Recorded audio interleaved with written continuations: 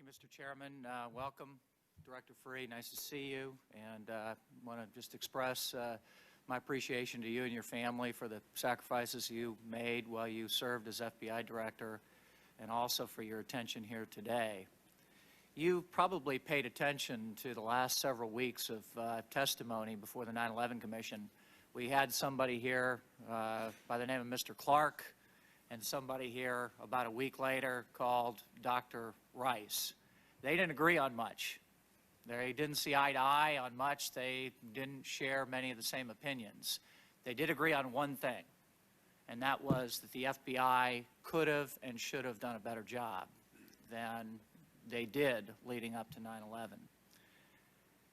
I want to point out two instances where we may have had an opportunity to do something about 9/11. Now, I haven't come down on any kind of conclusion whether 9/11 was preventable, but let me throw these out to you and ask you to carefully respond to them.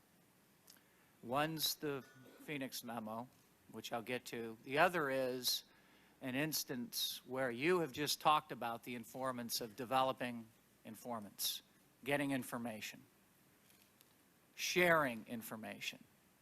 We had an opportunity where we had two of the hijackers have numerous contacts with an active FBI informant. Out of the 19 hijackers, 2 of them have active contacts with an FBI informant. Doing the right kind of things, developing that informant, sharing information ahead of time from 9/11, the right kind of training for an FBI agent. Why couldn't this have made a difference leading up to 9/11? Okay, let me give you a careful answer. And again, I don't know all the facts except, as you know what I've been reading and listening to.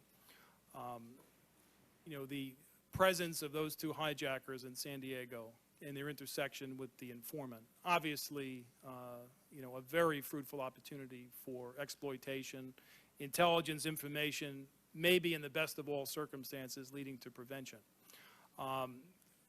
It would have been helpful.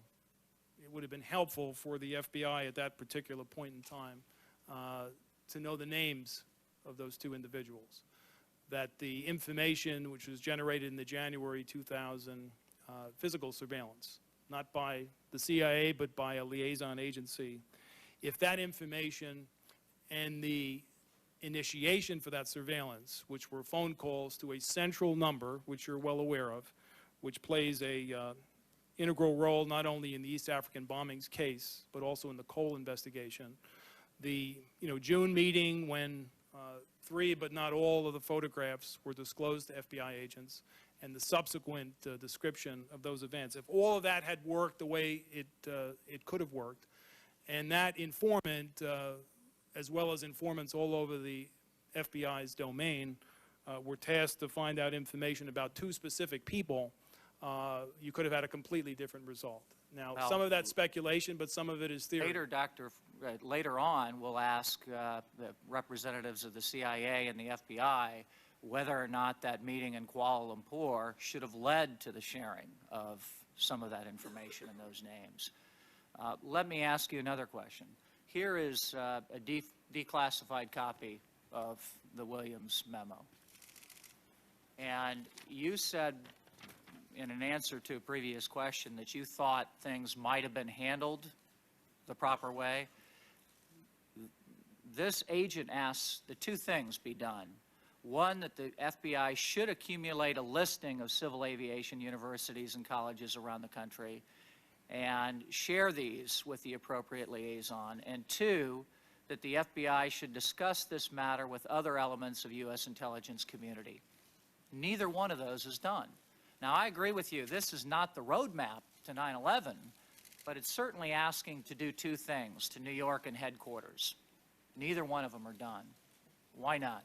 Well, I don't know. I mean, I can't answer that, obviously, for the time and space reasons that are obvious. I could speculate on it, and what I would say is that, the simple fact, or the apparent simple fact, of getting from all of those civil aviation schools around the United States, names and identifying information of those students, First of all, you would have had to overcome a couple of federal statutes that prevent educational institutions from giving that information out without a subpoena or a grand jury request.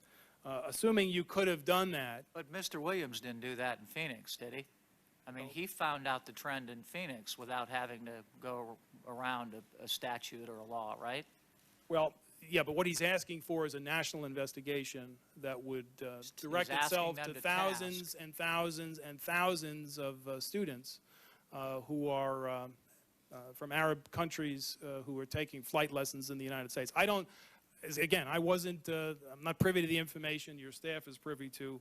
From what I've read and heard and talked to, I don't see how that memo, unfortunately, gets you to prevent the horror of September 11th. I just don't see it in any logical, non-speculative way.